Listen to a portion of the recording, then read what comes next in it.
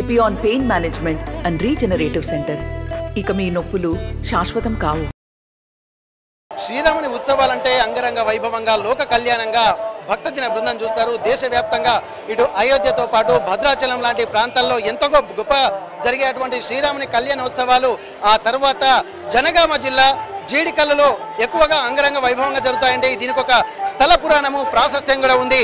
ఇక్కడ భక్తులు జనగామ జిల్లా నుంచే కాకుండా చుట్టుపక్కల జిల్లాల నుంచి కూడా తండోపతండాలుగా భక్తులు తరలివచ్చి ఆ స్వామివారి కళ్యాణాన్ని కన్నులారా తిలకించి తమ స్వామివారి కృపకు పాత్రలు అవుదామన్నటువంటి ఉద్దేశంతో ముందు నుండే ఒకసారి కళ్యాణం జరిగిన తర్వాత మళ్ళీ కళ్యాణం వరకు ఎదురు చూసేటువంటి పరిస్థితులు ఈ జీడికల్లు జాతరగా ఉంటాయి. ఎంతో ప్రాశస్త్యం కలిగినటువంటి జీడికల్లు జాతరలో ఒక అద్భుతమైనటువంటి గొప్పతనం ఇక్కడ చూడవచ్చు.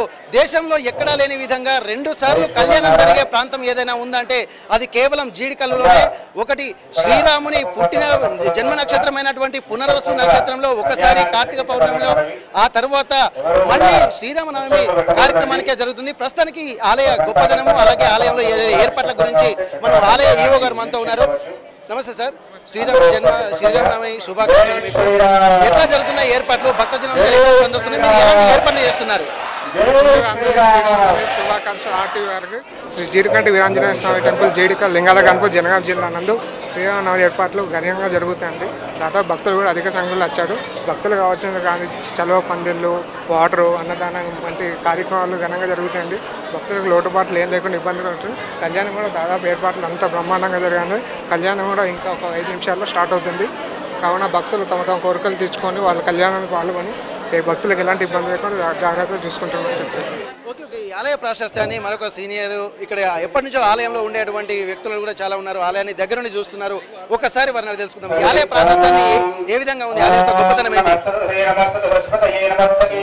ఆలయ యొక్క గొప్పతనం ఏంటి అసలు ప్రాశస్త్యం? వీరుని వీరాచలంలో వెలిసినటువంటి వీరాచల జీడికంటి అయితే ఇప్పటి వరకు ఈ ఆలయానికి ఒకసారి వచ్చినటువంటి వాళ్ళు మళ్ళీ మళ్ళీ తరలి వస్తారు. స్వామివారి కళ్యాణం ప్రారంభమైంది. మరొకసారి ఈ స్వామివారిని దర్శించుకోవడానికి కూడా భక్తులు తండోపతండాలుగా తరలి వస్తున్నారు. స్వామివారు సీతారాములు అలాగే రామలక్ష్మణులు కూడా ఇక్కడికి ఇప్పటికే ఒక కోలాహల మధ్య భక్తజన బృందం తరలి వస్తున్నారు. స్వామివారు చూస్తున్నాము. ఎంతో అందమైన, చూసిన వారికి చూడముచ్చటగా, కొలిచిన వారికి కొంగు బంగారంగా నిలిచేటువంటి ఈ జీడికంటు జాతర కూడా ఎంతో ప్రత్యేకంగా కూడా మనం చూస్తున్నాము. భక్తులు మాత్రం ఎంతో తండోపతండాలుగా తరలి వస్తున్నారు.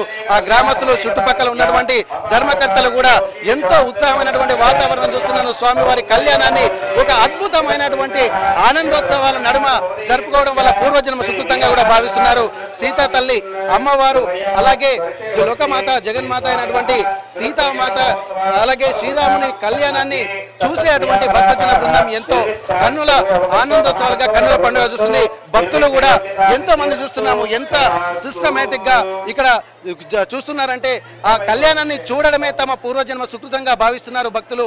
వారి యొక్క మనోభావాలు, వాళ్ళ మనసులో ఉన్నటువంటి చాంచల్యాలని కోరిన కోరికలు తీర్చేటువంటి పరిస్థితి కనిపిస్తుంది. ప్రస్తుతానికైతే ఆ భక్తులు ఒక శ్రద్ధతోటి ఉదయం నుండే కళ్యాణాన్ని చూడాలన్నటువంటి ఉత్సాహంతో ముందుకు వస్తున్నటువంటి పరిస్థితి.